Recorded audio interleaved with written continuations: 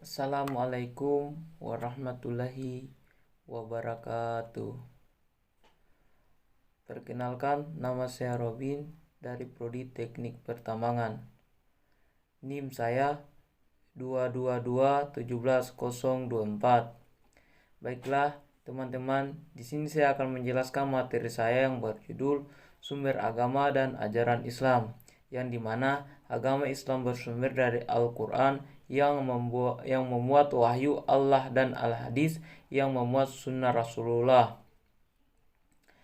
Adapun komponen utama agama Islam atau unsur-unsur utama ajaran agama Islam terbagi menjadi beberapa bagian. Yang pertama akidah, yang kedua syariah dan akhlak.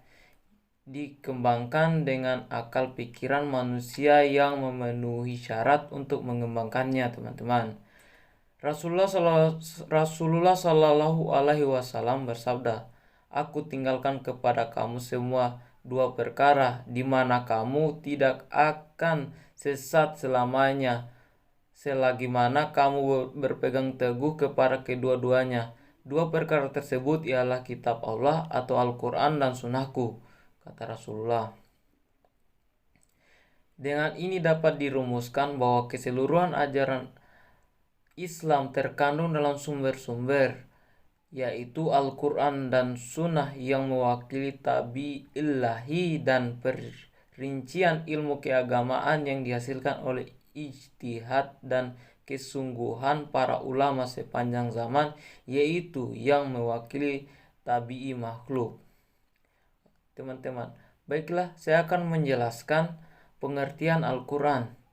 Oke, teman-teman, Al-Quran secara bahasa adalah qiraah, artinya bacaan, dan sedangkan secara istilah Al-Quran yaitu kitab suci yang memuat firman-firman atau wahyu Allah sama benar dengan yang disampaikan oleh malaikat Jibril kepada Nabi Muhammad sebagai Rasul Allah sedikit demi sedikit selama 22 tahun 2 bulan 22 hari, mula-mula di Mekah kemudian di Madinah. Teman-teman, Al-Quran isi dan sistematikanya terbagi menjadi beberapa bagian, yaitu yang pertama akidah, yang kedua syariah, yang ketiga akhlak, keempat kisah-kisah manusia di masa yang lampau, dan kelima berita tentang masa yang akan datang, keenam benih dan prinsip-prinsip ilmu pengetahuan, serta yang ketujuh sunnatullah atau hukum Allah yang berlaku di alam semesta, teman-teman. Dan kemudian Al-Quran juga, teman-teman, mempunyai 3 jenis petunjuk bagi manusia, yaitu yang pertama ajaran tertinggi, susunan alam semesta dan posisi manusia di dalamnya, serta ajaran tertinggi akidah dan hukum, teman-teman. Yang kedua, Al-Quran berisi ringkasan sejarah manusia, rakyat biasa, nabi, dan lain-lain. Serta yang terakhir, teman-teman, yaitu Al-Quran berisi sesuatu yang sudah dijelaskan dalam bahasa modern.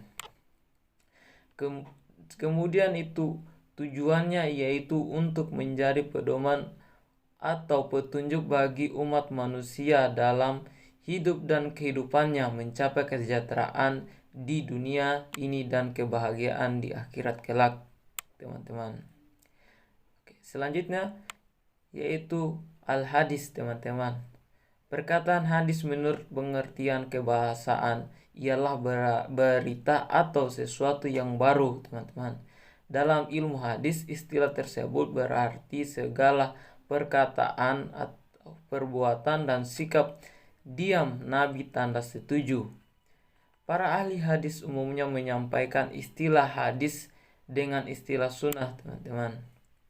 Kemudian, teman-teman, fungsi hadis. Fungsi hadis ini terbagi lagi menjadi 3 bagian, teman-teman. Yang pertama yaitu menegaskan lebih lanjut ketentuan yang terdapat dalam Al-Quran, misalnya mengenai salat.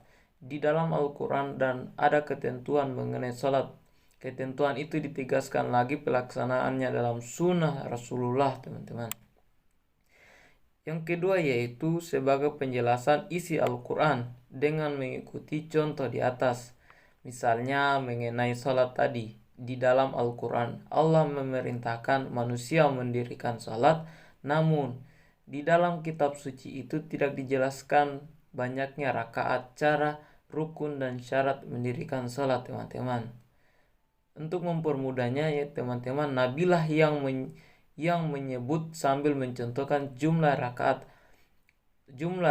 setiap salat, cara, rukun, dan syarat mendirikan salat tersebut, teman-teman. Serta yang terakhir yaitu ketiga, menambahkan atau mengembangkan sesuatu yang tidak ada atau samar-samar ketentuannya di dalam Al-Quran. Contohnya itu teman-teman adalah larangan Nabi mempermadu atau mengawini sekaligus atau mengawini pada waktu bersamaan seorang perempuan dengan bibinya.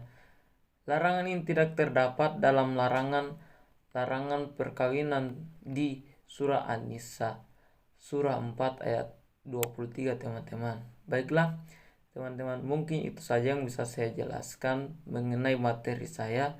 Apabila banyak kesalahan, mohon dimaafkan. Saya akhiri dengan ucapan wabillahi taufiq wal hidayah. Wassalamualaikum warahmatullahi wabarakatuh.